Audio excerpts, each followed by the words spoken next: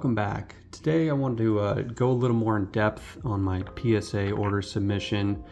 I got some numbers, I did some research on everything that I submitted, which was 134 cards. And the vast majority, I'd say like 115 of those cards were first edition. And then of those first edition, 84 of those cards were base set first edition English, which means that they're shadowless. And they all came from the same collection. And I just want to kind of go over some of the numbers that I found out after kind of going over everything and looking through everything as well. So we'll start with first and foremost, I get all my information, my values, my pricing. I use a website called pricecharting.com. I think it's pretty cool. You can make a collection on there. It's all free, and you can sort by graded cards. You can do raw values.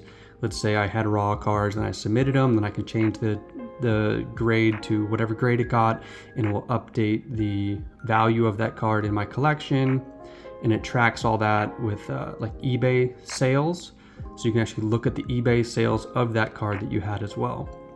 But anyway, so going to the value of those 134 cards prior to me even submitting them was approximately $6,818. That's the raw value of all 134 cards. Now, I don't necessarily know if that's 100% accurate, because I don't know if it's only showing you near mint versus light played, moderately played, heavy played, but that's the value that price charting gave me when I put them all to raw card value. And then the value of the cards after I got it graded, so all 134 cards, once they got graded, I updated the grades on price charting, and then it showed me a value of $10,435. So we went from $6,800 to about $10,400. Now it's a nice little increase, close to $4,000 increase.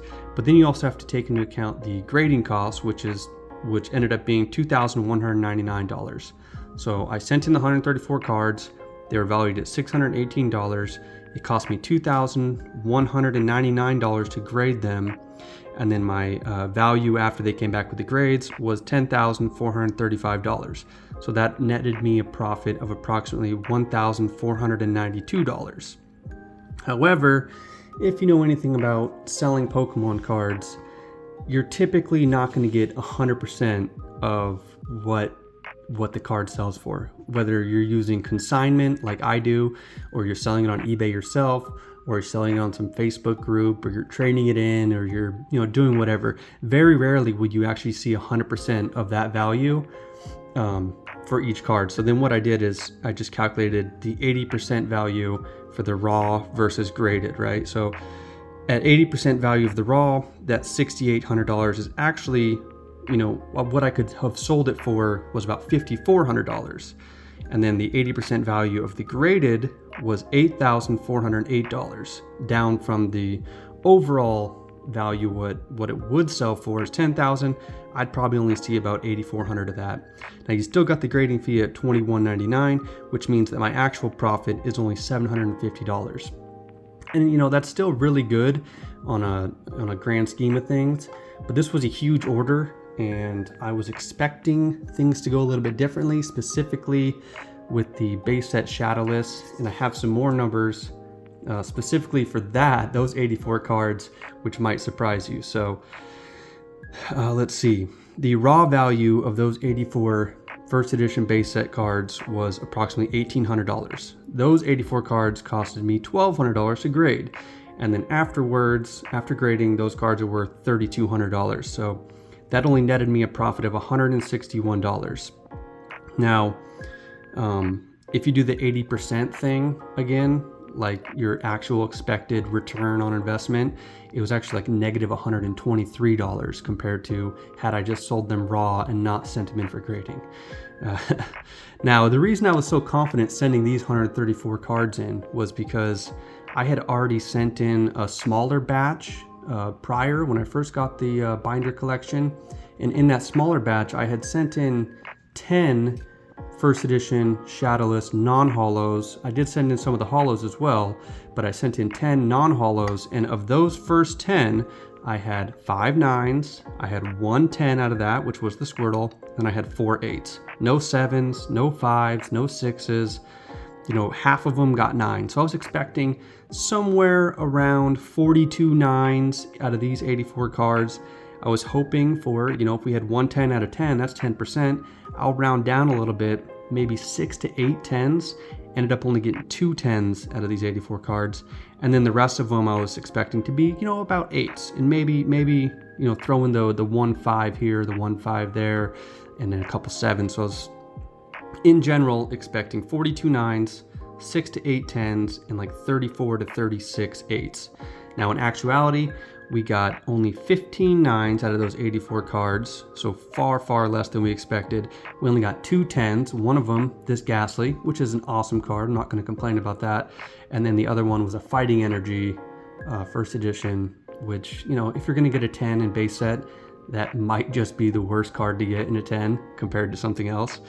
And then so we got the 2 10s, we had 50 of those 84 cards got 8s, 10 of them got 7s, 2 of them got 6s, and 4 of them got 5s.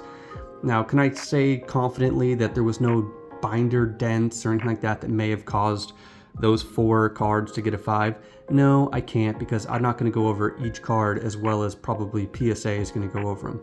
However, I think the difference between like an 8 and a 9 is so minuscule that they could have easily, you know, provided me with a hefty, more, you know, a larger number of 9s than I got, because 58 is just seems ridiculous when in the first 10 we got 5 9s and 4 8s. So we should have had, I'm thinking more 9s than 8s. But you know, here we are. That's how it goes with PSA. There's always speculation that they're trying to control population, especially in the vintage cards. But I do have these 2 Ghastlies here in front of us to kind of go over an example of, like, one got the 10, and you can see the centering is obviously 10 quality. It's really, you're not gonna be able to tell, but the card itself looks good. It looks really clean. I don't see any dents or dings on it. And then the back as well looks really good. Don't see any whitening on the tops, the sides, like maybe a tiny little bit down here on this bottom corner. And then you compare that to an 8, which also, you know, has pretty good centering. Now, the top on this one is definitely a little bit thicker than the bottom, but it's not so much that it couldn't have got a 9. And the card itself looks also in the same condition.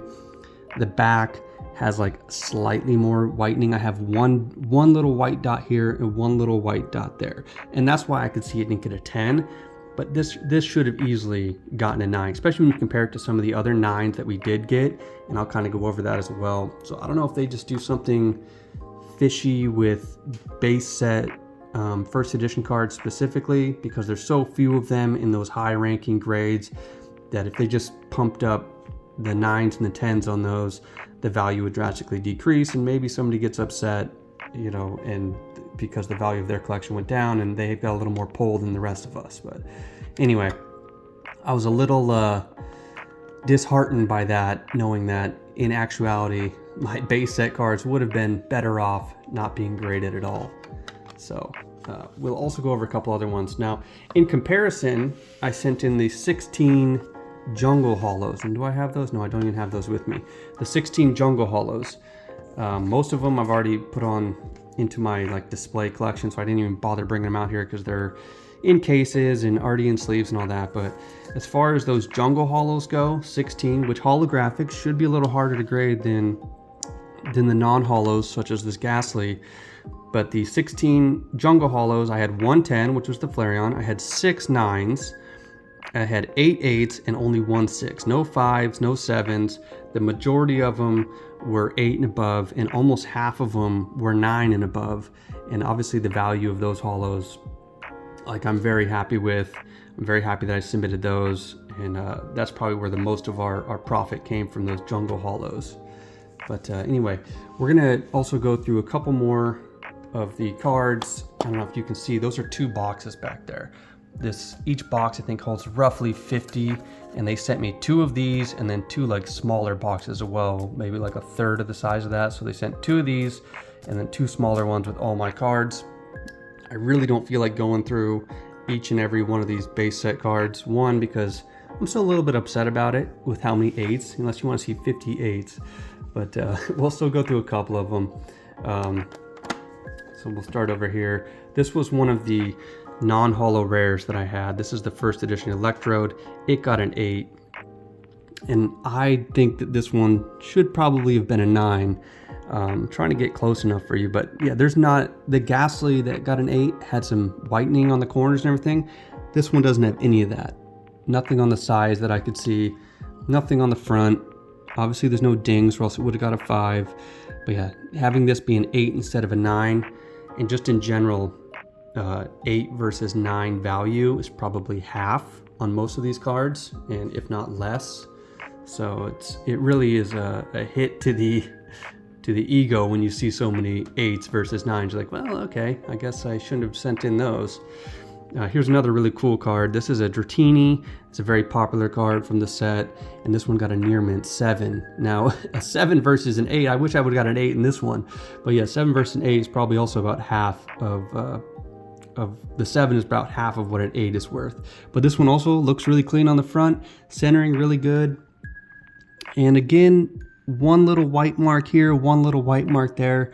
Definitely no more whitening than the other 8s that I got. But yeah, they gave that one a 7. We got the Far-Fetched here. He got an 8. Same deal. Centering, good. The centering on almost all these cards was really good. At least 9 centering from other examples of cards that I've sent in. We sent in 2 Growlers. They both got 8s. So, I don't know. This one, I guess the centering on the bottom's pretty thick. And I'm not the PSA grader, and I know I'm probably going to get people saying like, oh yeah, obviously those are 8s, those are definitely not 9s, but even they don't know either. So, and from other stuff that I've had experience with sending in, they're pretty lenient on the centering, as far as like I've seen 10s that have worse centering than these cards. So there's a Kadabra, another really cool card. Would have loved to have that one in a 9, but yeah, this one gets an 8 as well. Back looks good. Little white dot, and a little white dot. So maybe an 8 fair on that one, but would have liked to see a 9. And then we've got a Dugong here. Another cool card. Also got an 8. Both these Magmars, they both got 8s. Still cool. And actually, oh yeah, here's something I did want to show you though. So it might be hard to tell, but this right here, this first edition symbol here, that is like a regular stamp. I don't know what you would even call it, but like that's how it should look, right? And then this one right here is definitely a little more faded. If I can try, it might even be hard to tell with this type of camera on the phone, but this would be what I would consider a gray stamp. So gray stamps, I believe, are a little more sought after. There's people who collect gray stamps. They're a little bit more rare. And unfortunately, I think the centering really held this guy back. You can definitely tell that the bottom and the left side is considerably thicker than the top and the right side. But the gray stamps are cool. That's something unique to, I think, just base set first edition.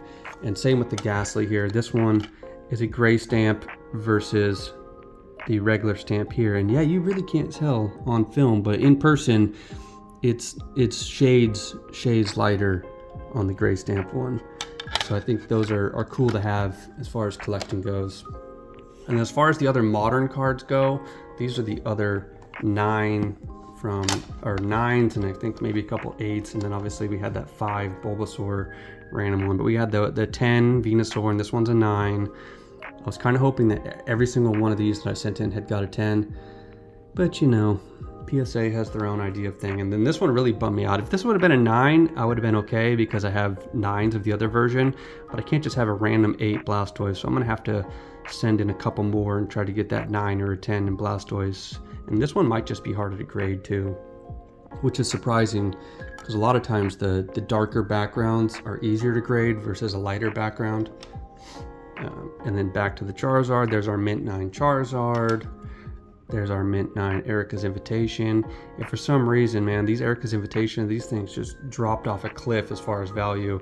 And that really surprised me because I believe this is the most expensive card in Japanese. Yet a Mint 9 version costs about 22 bucks on eBay right now. And then we sent in 3 Charmanders. Just wanted 110. But no, they all got mint 9s, so that kind of sucks. And again, mint 9s in modern stuff, yeah, it's probably worth less than the card is raw. So you just basically wasted $15 to get it graded. Another mint 9 War Turtle artwork, super cool. I didn't show this one off last time. So those are the rest of the modern cards that we sent in. Then I'll grab, let's see, like another stack of the ones back here. Again, there's a lot of them. Got the Electabuzz, first edition. This one got an 8. And yeah, don't know why. Could have easily been a 9. I think all of these cards could have been 9s, but instead we got a majority of 8. And there's another Dugong. This one got a 7. So yeah, I don't know what it is with PSA and base set first edition stuff, but they seem to be a little bit harder compared to grading even jungle, fossil, other vintage sets. Like the base set uncommons and commons, they seem to be really strict on. Arcanine gets a 7. Haunter, really cool card. That would have been nice to have in a 9. That one got an 8. Metapod. This is actually, I think, kind of an expensive card if you do get it in a 10. I just don't think there's that many of them population-wise, but we got an 8. Rattata. This was like one of my first cards I ever got. Not this specific card, but as far as Pokemon cards go, Rattata was one of the first cards I ever got. Then we got a Coughing, got the near mint 8. Another Coughing, got the near mint 7. Got the Machop, got the mint 9. Look at that, we got a mint 9, one of the few that we actually received. Got the Ponyta, got a 7. We got the Starmie, got an 8. Got another Machop, that one got an 8.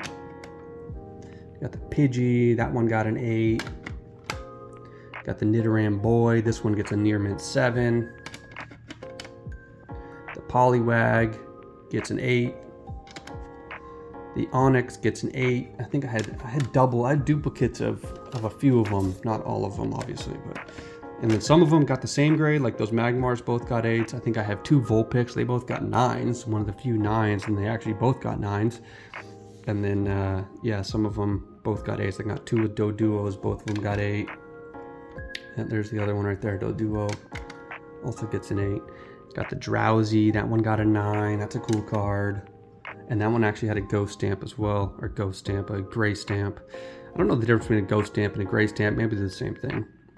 There's a Seal, that one got a near mint 8. Got the Raticate, that got an 8. Got the Diglett, cool little card there. Kind of like old school Nintendo 64 looking artwork. Charmander, they had another bummer right here. This one got a 7. The other Charmander I sent in got a 9, so that one's actually on display. But this one got a 7 for some reason, and I really don't know why. There's a little bit of whitening. And I don't know what constitutes like a 7 versus an 8 and a 9, like how much difference there really is. Because yeah, I've seen 9s with little white marks on the back, and I've seen 10s with bad centering and a white dot here or there. But yeah, near mint 7, Charmander. Really hoping that one would have come back in at least an 8. It's like the ones I wanted to get at least 8, definitely didn't get an 8, like the Squirtle and the Charmander. But Porygon, this one got an 8. Abra, really cool artwork. One of my favorite cards just to like see in person. It's just a little Abra sleeping on the tree. Very classic Pokemon card right here. This one got a near mint 8. And then we got another Drowsy, that got an 8. And then we'll just finish off the rest of this box. But I am not gonna go through the other box unless you guys want to see a third video. But yeah, Poliwag, mint 9, there we go, there's a mint 9. Got the Staryu, this one got an 8. We got the Sandshrew, this one got an 8. We got the Kakuna, this one got an 8. We got the Raticate, I think this is the second Raticate, this one got an 8. Machoke, kind of a bummer here, another EX5, and we'll take a closer look at this one. I don't see any creases. Like usually you might see like some sort of maybe fold up on the corners. I don't see that. I don't see anything going on like where it would have been in the binder, like where the metal things would have hit. But maybe, you know, PSA obviously saw something.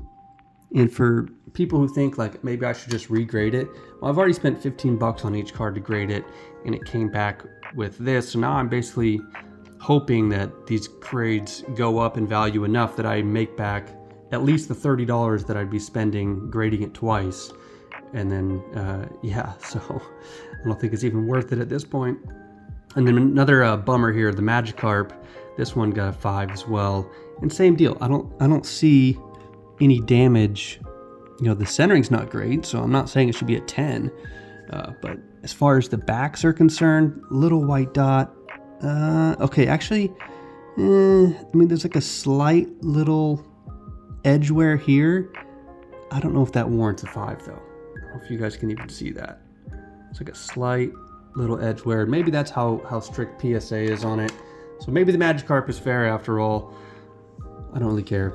I'm gonna send all these off for auction or try to find a buyer and just kind of make some of that grading cost back here and keep the rest. But Nidorino, really cool Pokemon. I love this Pokemon. I think the color's cool.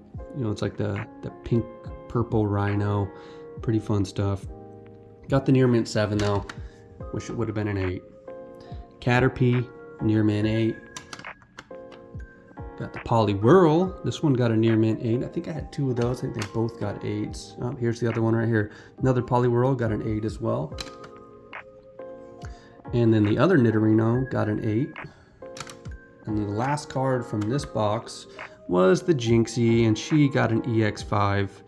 Another bad one. Now maybe this one has the same type of deal as that Magikarp. Not really on the bottom there. I don't see anything. I don't even really see any white marks at all on the corners on this one. And the centering doesn't look terrible either. Now sometimes there could be like an indent into the surface, I guess, and I just missed it, but I can't see anything, and I definitely can't tell with the case on. So yeah, this is a fat stack, and this is just one box, as you can see here. So that's just one box. The rest of them are all the same. They're all 8s, a couple 9s, and then you'd probably see that 10 energy card, but who wants to see a bunch of energy cards, I guess. So this was just kind of my follow-up to the original PSA video. Some more of my thoughts as I crunched the numbers. I ended up actually losing money if you parcel out that 80% value, because like if you're a buyer, you got to go onto eBay, you buy a card. Well, then if you live in my state, you're going to pay 9% sales tax, and then if you're lucky, it might be free shipping, but if you're not, you're going to pay $5 shipping to get it tracked. So now you're like an additional, if you bought a $100 card on eBay, you're looking to spend probably close to $115 in reality. And then if you went again to sell that card for $100, you'd, after eBay fees and then shipping it yourself, if you cover shipping, you're really only going to make like $85 on a $100 card that you spent $115 on. So that's kind of the ins and outs of buying and selling on Pokemon as far as what I've experienced. And you really got to like get the 10s in order to really make any value in this collecting thing. But for me, it's not always about the value. I love the artwork, especially on this new stuff, these special illustration rares. Really, really cool. All the vintage stuff really cool. So I love collecting, but I also like the financial aspect of it, like, you know, getting something cool and be like, wow, now I can, you know, I got the 10 in that, and now I can sell it and make this much money, and woo, look at me, and I pay for my daughter's college someday maybe. But yeah, we're still a ways away from that. And yeah, let me know if you guys have any questions and we can discuss. Thanks.